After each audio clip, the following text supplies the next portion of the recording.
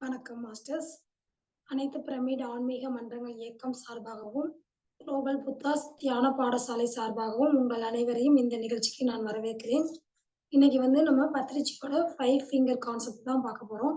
அதுல அவங்க 5வதா என்ன சொல்லியிருக்காங்க அப்படிங்கிறத பத்தி நம்ம பார்க்கலாம்.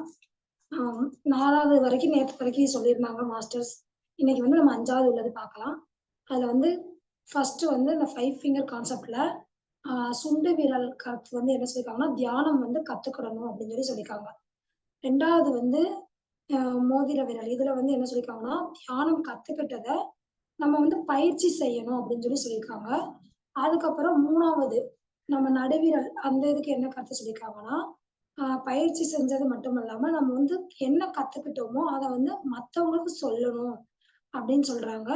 அடுத்து 4வதா ஆள்காட்டி விரல். இந்த இதுக்கு என்ன கருத்து சொல்றாங்கன்னா, நம்ம என்ன கத்துக்கிட்டோமோ, அத பயிற்சி செஞ்சு, அத மத்தவங்க சொல்றதையே நம்மளோட குறிக்கோளா வச்சு, நம்ம தினமும் எல்லாருக்கும் சொல்லணும் அப்படின்னு சொல்லியிருக்காங்க. அப்புறம் 5வதா என்ன சொல்றாங்க அப்படின்னா, அந்த பெருவிரல். நம்ம கத்துக்கிடும்போது எவ்வளவு சந்தோஷம் இருக்குதோ, அத நம்ம பயிற்சி செஞ்சு, நம்ம மத்தவங்க சொல்லும்போது, அத அ ஒரு பேரானந்த நிலைய நம்ம அடைய முடியும். அப்படிங்கிறது தான் அந்த 5 ஃபிங்கர் கான்செப்ட்ல பத்திரிச்சி சொல்லியிருக்காங்க. அதாவது பரமானந்த நிலை. அதுதான் இந்த பெருவிரல் அப்படின்னு சொல்றாங்க. அது என்ன என்ன அப்படிங்கிறத நம்ம டீட்டெயிலா பார்க்கலாம். ஆ இப்ப தியானம் நம்ம கத்துக்கிறோம். கத்துக்கிறோம்னா, இப்ப ஒரு குழந்தை கீழ விழுந்து, எந்திரிச்சு நடந்து அப்படி அ போகும்போது, அதுக்குள்ள அது எவ்வளவுதான் அடிபட்டாலும் மறுபடியும் எந்திரிச்சு ஓடும், விளையாடும். அது மாரி தான் நம்மளும் கத்துக்கிடும்போது, அதுல தவறுகள் இருக்கலாம், எல்லாமே இருக்கலாம். அதையும் மீறி நம்ம கத்துக்கிடும்போது, அது ஒரு ஆனந்தம். ஒரு இசை கத்துக்கிடும்போதும் சரி, ஒரு லாங்குவேஜ் கத்துக்கிடும்போதும் சரி, ஒரு விளையாட்டா இருந்தாலும் சரி, நம்ம அத கத்துக்கிடும்போது, நமக்கு அதுல ஒரு சந்தோஷம் கிடைக்கும். அதுதான் அந்த ஆ முதல் கருத்து. அந்த தியானம் கத்துக்கிறதுக்கான அந்த இது, அந்த ஆனந்தத்த அடையிறது தான். 2வது நம்ம அத ரெகுலரா பயிற்சி பண்ணணும். நம்ம தியானம் கத்துக்கிட்டா மட்டும் போதாது. நம்ம அத நம்ம வாழ்க்கையில அத ரெகுலர் படுத்தணும். அப்படி படுத்தலன்னா நம்ம கத்துக்கிட்டு பிரயோஜனம் கிடையாது. அத நம்ம திரும்ப திரும்ப செஞ்சு செஞ்சு பழகும்போது, அதுல நமக்கு ஒரு ஆனந்தம் கிடைக்கும். அதுதான் 2வது கருத்தா பத்திரிச்சி சொல்லியிருக்காங்க. அதுக்கப்புறம் 3வதா என்ன சொல்லியிருக்காங்க அப்படின்னா, நம்ம கத்துக்கிட்டது மட்டும் இல்லாம, அத நம்ம மத்தவங்களுக்கும் சொல்லணும். அப்பதான் அது ஒரு ஆத்ம திருப்தி கிடைக்கும் அப்படிங்கிறது தான் சொல்றாங்க. ஆ நம்ம பயிற்சி செய்றோம்.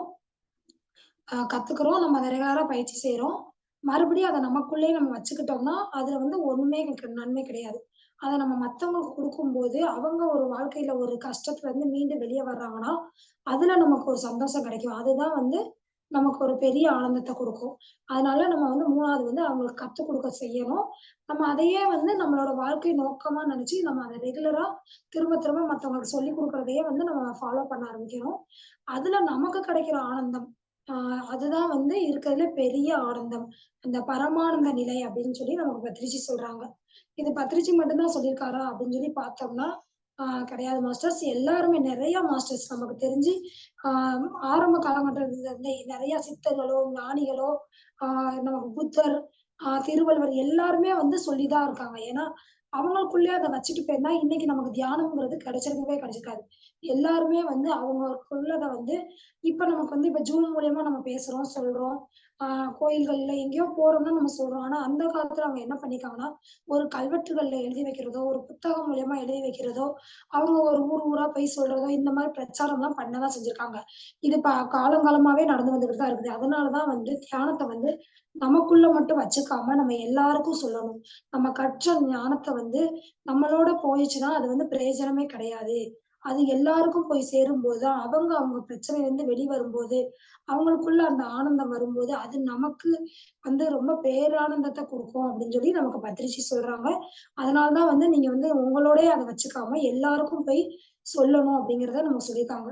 ஆ இது நெறைய கல்வெட்டுகள், இப்ப ஒரு அரசர்கள் எல்லாருமே அவங்கவங்க காலத்துல வாழும்போது சில எழுதி வச்சுட்டு தான் போயிருக்கிறாங்க. அது அவங்க கத்துக்கிட்ட ஞானத்த. நம்ம சொல்றது தியானத்த பத்தி இப்ப சொல்றோம். ஆனா அவங்க கலைகள், எவ்வளவோ விஷயங்கள் அவங்க கத்துக்கிட்ட எல்லாத்தையுமே எழுதி வைக்க போய் தான் இன்னைக்கு வரைக்கும் அது நாட்டுல மக்களுக்கு பரவிக்கிட்டே வருது.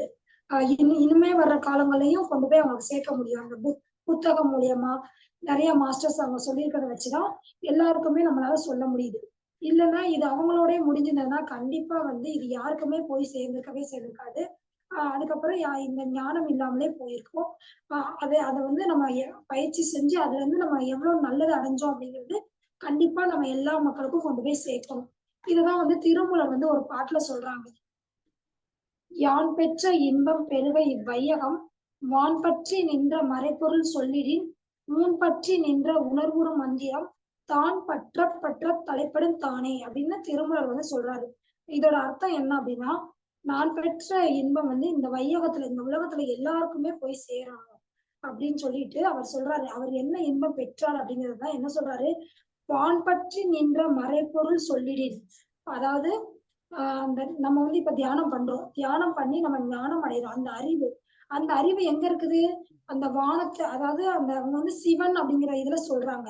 அததான் வந்து தியானத்த தான் வந்து அவங்க வந்து மறைச்சு அப்படி சொல்றாங்க.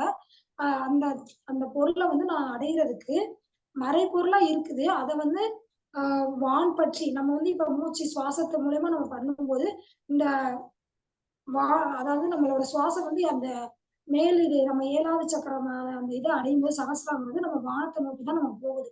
அத அடையிறது தான் அந்த வான் பற்றி நின்ற மறைப்பொருள். மறைஞ்சு இருக்குது. அத வந்து நம்ம தெரியறது தான் அந்த ஞானம். அத சொல்லிடி ஊன் பற்றி நின்று நம்ம உடல் தான் ஊன்.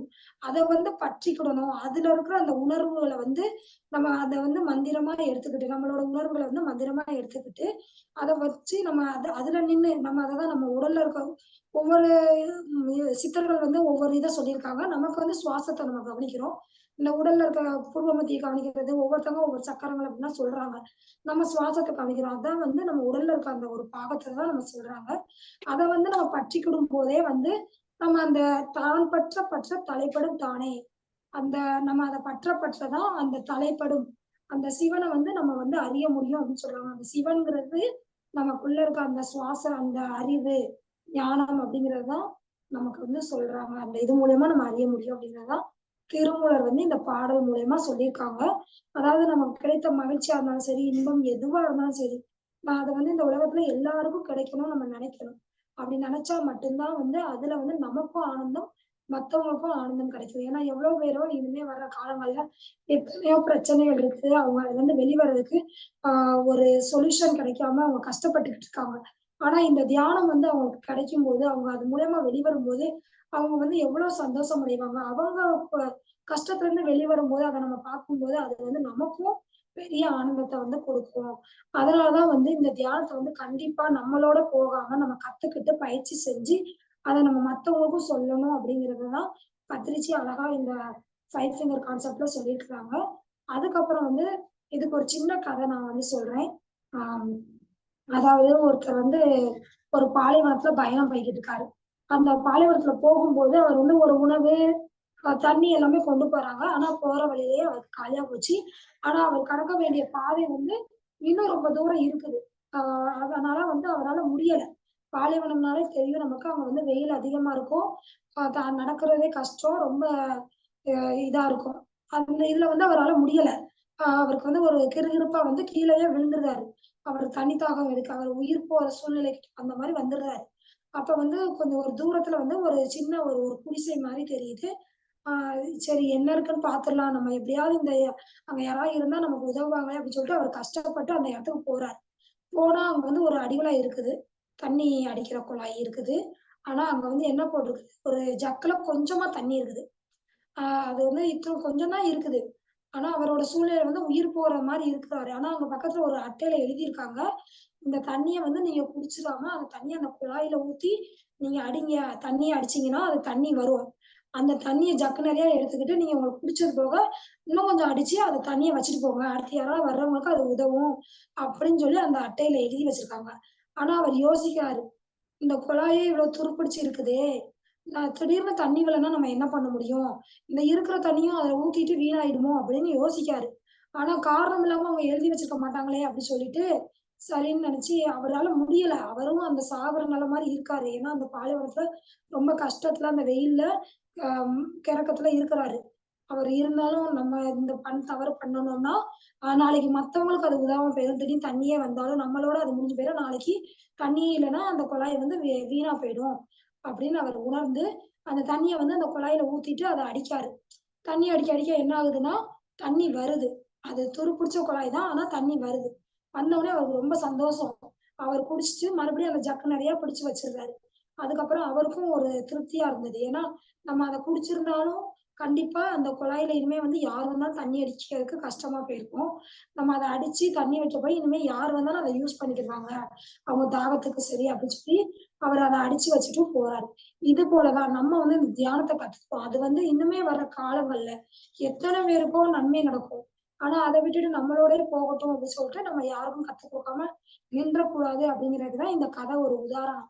ஏன்னா நமக்கு நம்மளோட இது தேவைக்கு நமக்கு கிடைச்சிருச்சு அப்படிங்கிறதுக்காக, நம்மளோடயே போகட்டும் அப்படின்னு நம்ம வந்து எப்பயுமே இல்லாம, இது மத்தவங்களுக்கும் கொண்டு போய் சேர்க்கணும் அப்படிங்கிற நம்ம ஒரு நல்ல எண்ணத்தோட நம்ம இருந்தா மட்டும் தான், இது நமக்கு வந்து நல்லத செய்யும். நமக்கு அந்த பேரானந்தம், பரமானந்தத்த நம்ம வந்து அடைய முடியும்.